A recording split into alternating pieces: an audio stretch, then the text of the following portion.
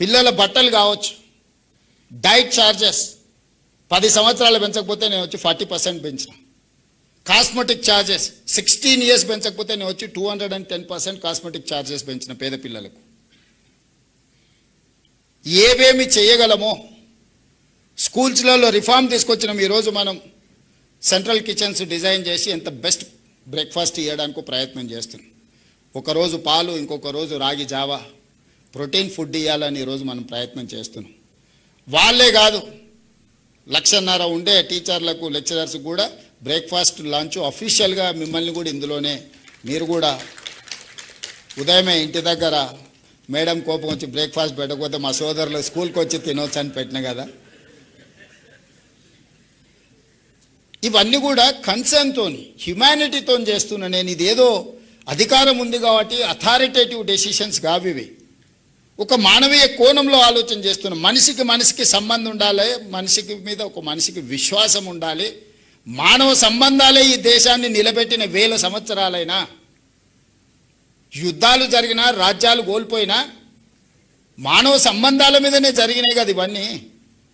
అభివృద్ధి చెందిన దేశాలు ఏవైనా ఉన్నాయంటే, మానవ సంబంధాలు లేని దేశాలు ఏవైనా అభివృద్ధి చెందినా అవి నిలబడ్డాయా? ఈరోజు మానవ సంబంధాలను పునరుద్ధరించాలి. విద్యార్థులకు టీచర్ల మీద గౌరవం ఉండాలి, విద్యార్థులకు తల్లిదండ్రుల మీద ప్రేమ ఉండాలి. ఈ హ్యూమన్ కనెక్టివిటీ కోసం నేను చేస్తున్న ప్రయత్నం.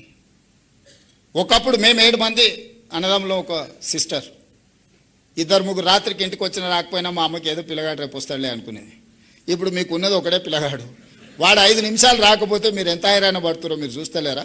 2 పిల్లలు రేర్, 90% మేమిద్దరం మాకొక్కరు అనే స్లోగన్ వచ్చింది. మరి ఆ పిల్లల మీద మనం ఇంత ఫోకస్ పెడుతున్నప్పుడు వాడిని తీసుకొని పోయి హాస్టల్లో వేసినాం అనుకో, హాస్టల్లో పిల్లల్ని జమ చేసిన తర్వాత ఇంట్లో చిన్న చిన్న సమస్యలు కూడా భార్యాభర్తల మధ్యలో మనస్పర్ధలు తీసుకొస్తాయి. పిల్లలు ఉంటే kids and pets are stress busters. పిల్లలు మానసికంగా మనల్ని ఉత్తేజపరుస్తారు. పిల్లలు ఉండడం వల్ల భార్యాభర్తల మధ్యలో కీచులాటలు తక్కువ ఉంటాయి. ఇంటి ఆయన కూడా సాయంత్రం తొందరగా ఇంటికి వస్తాడు. అదే పిల్లల్ని హాస్టల్లో వేస్తే ఏదో ఒక ఇష్యూ చిన్నదో పెద్ద అంతా నేనైతే మిడిల్ క్లాస్, 90% ఉన్న వాళ్ళు అందరూ మిడిల్ క్లాసే.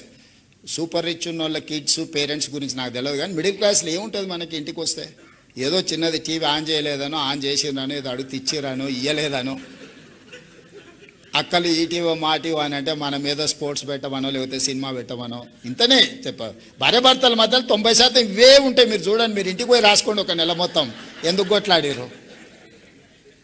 ఇంతమించి ఏముంటుంది?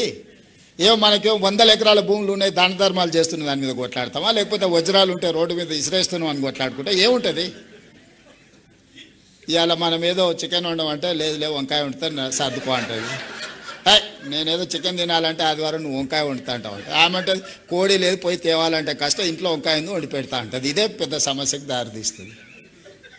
ఇవన్నీ కూడా మధ్యతరగతిలో ఉండే చిన్న ఈ సమయంలో పిల్లలు మనతో ఉంటే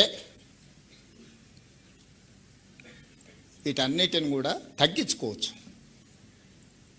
అందుకే నేను ఉదయం బ్రేక్ఫాస్ట్, మధ్యాహ్నం లంచ్ పెట్టి పిల్లల్ని సాయంత్రం ఇంటికి పోతే పేరెంట్స్తో ఉంటే ఒక హ్యూమన్ టచ్ ఉంటుంది, మానవ సంబంధాలు ఉంటాయి, తల్లిదండ్రుల పట్ల పిల్లలకు ప్రేమ ఉంటుంది. మా అమ్మ నా కోసం కష్టపడుతుంది, నేను సాయంత్రం ఇంటికి వచ్చే లోపల రొట్టె చేసి పెట్టిందో లేకపోతే మిరపకాయ బజ్జీ చేసి పెట్టిందో అని వాడికి ఒక అటాచ్మెంట్ ఉంటుంది. హోటల్లో తింటూ మోటార్లో వండుకుంటామంటే ఏముంటుంది? Mechanical life. నేను ఆ మధ్యలో ఎప్పుడో నవ్వుకుంటా చెప్పిన పాసింగ్ రిమార్క్ కింద, చిన్నగా ఉన్నప్పుడు పిల్లల్ని మనం హాస్టల్లో చేరుస్తే వాళ్ళు పెద్దగా అయినాక మనల్ని ఓల్డేజ్ హోమ్లో వాళ్ళు చేస్తారు.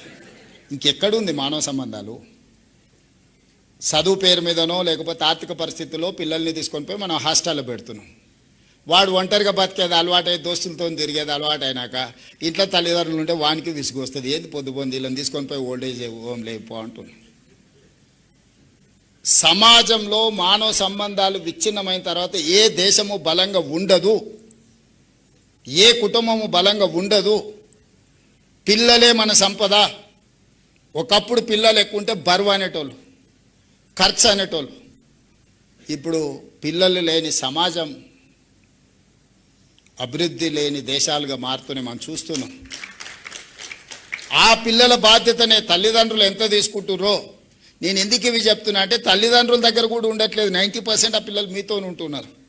ఇక మీరే పేరెంట్స్గా బిహేవ్ చేయాలి, మీరే ఎల్డర్లీ పర్సన్స్గా వాళ్ళని బిహేవ్ చేయాలి, వాళ్ళకి నేర్పాలి. వాళ్ళు ఇంటి నుంచి స్కూల్కి వచ్చి స్కూల్ నుంచి ఇంటికి పోతే ఒక పర్యవేక్షణ ఉంటుంది, లేకపోతే తల్లిదండ్రులతో ఉన్నామనే ఒక నమ్మకం ఉంటుంది. అట్లా కాకుండా పూర్తి సమయం ఇక్కడనే ఉంటే హాలిడేస్ వచ్చినప్పుడు ఎప్పుడో తప్ప మిగతా సమయం అంతా ఆ పిల్లలు మీ దగ్గరనే ఉంటారు. మరి దేశ భవిష్యత్తు మీ చేతుల్లో, తరగతి గదుల్లో ఉందంటే అది టీచర్ల చేతుల్లో ఉన్నట్టే కదా.